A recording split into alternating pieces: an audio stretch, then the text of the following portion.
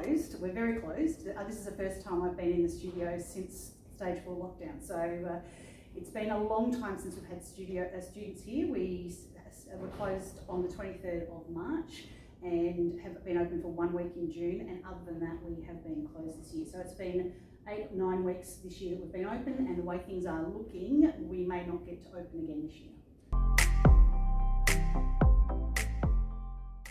We were hoping to open on the 26th of October. That was the information that we had on Saturday. We were told that we were classified as a creative studio, and that would mean that we could open with a step 3 restriction lifting, and that we could start to operate with some restrictions.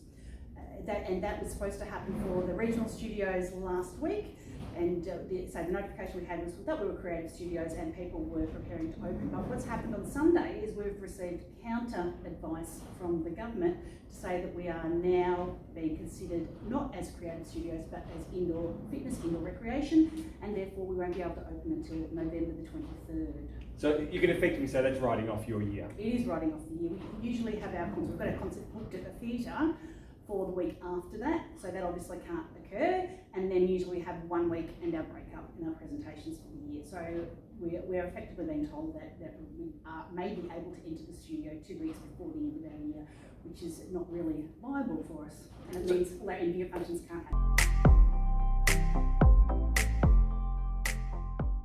Yeah, it's a really difficult time for the students. I know that I've got 5 children of my own, and their mental health is really suffering. We teach predominantly girls, and dance is the second most popular activity in Victoria for girls. So boys are able to, and girls, children are able to go back to full contact sport at step 3, but they're not able to go back to dance classes. So what we're finding is we have lost a lot of students. We've lost 65% of our students. The ones who are with us are finding it really difficult to engage, though they love their dance, they're finding it difficult to engage through the screen. It's really different to being on the other side of the screen to actually having a live interaction with students. Without term 4, we won't have any motivations for these students to continue with their classes. We lose our opportunities for assessments, for our annual assessments, and we lose all our opportunities for our end-of-year performances. So they've been hanging on the students this year with the hope that they'll get out and dance somewhere at something, because we are a performing art and students live to perform, and they're not going to get that opportunity this year. We had hoped that we'd do a videoed concert of some sort. We understand that we won't have an audience, that's not realistic at this stage, but we had hoped to be able to at least get into the studio space and be able to film even 1 class at a time, but without contact time with the students.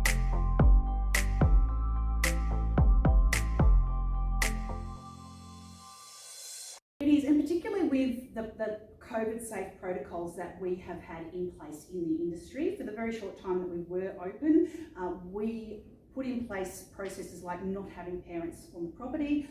We socially distance is a part of what we do. So we teach students to dance in spaces. They all move in a coordinated way. There's no need for physical contact. You may do partner work in dancing, but we avoid that obviously in our teaching. We don't use equipment. We're not like a gymnasium use equipment. We're not like a sport that has a ball or something that's being passed from person to person. So it does feel very unfair, and I say particularly unfair when there are so many activities out there that children can do, and like yesterday announced that children can go and school camps with no social distancing, sleeping together, using shared bathrooms, but they can't walk into a large space like this one we're standing in and have a class which is largely anaerobic as well. I mean, I teach ballet predominantly, and a lot of what we do is standing on the spot, learning to stand up straight and moving in a calm way, not in a highly aerobic way.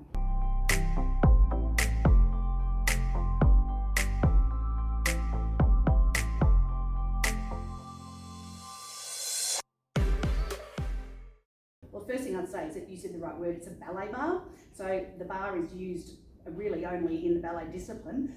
In other styles, it's not necessarily used, but it's predominantly a ballet thing. And the first thing I'll tell you that we did is we didn't use the bar. When we came back to the studio, we just didn't use it. There's no need, we put our hand on it to use it in ballet. The students were just standing up in the spot and not using the bar.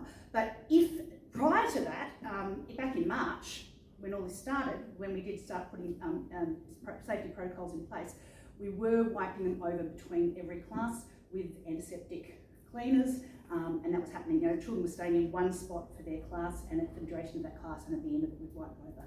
But it's a piece of equipment that we would ordinarily use, but under these conditions, we don't need to use it.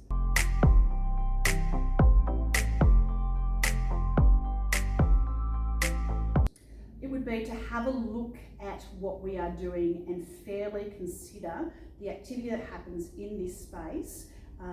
There are safe ways that we can conduct dance classes. This is not a high risk activity. It's unfair to place us with gyms and brothels. I'll say the word, but they're the last two industries that will be opening on the 23rd of November, and that's what children's dance classes are grouped with.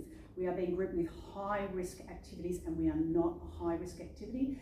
And I would also say that to keep us in forced closure until the 23rd of November will mean that dance studios go bankrupt, and children's dance classes will not be here next year when we reopen in February. So please reconsider the decision that was made on the weekend to classify us as a high risk activity and allow us to open with restrictions in Metro Melbourne from October 26th. Thanks, Cathy. And there you have it from someone. It's just, all we're asking for is fair. We've got an industry that can work effectively, efficiently and safely. And we continue to say, we totally understand there has to be restrictions throughout Victoria. But the one thing we don't understand is the illogical decisions where you can have football clubs operating and dance studios not operating. That makes no sense. And I think it's offensive to turn around that students in these facilities are treated as such high risk and the same level as brothels in Victoria. I think the government really need to reconsider this and make sure that we can get kids out and active as soon as possible. It's good for their fitness and it's good for their mental health, and it's not just important, it's vital.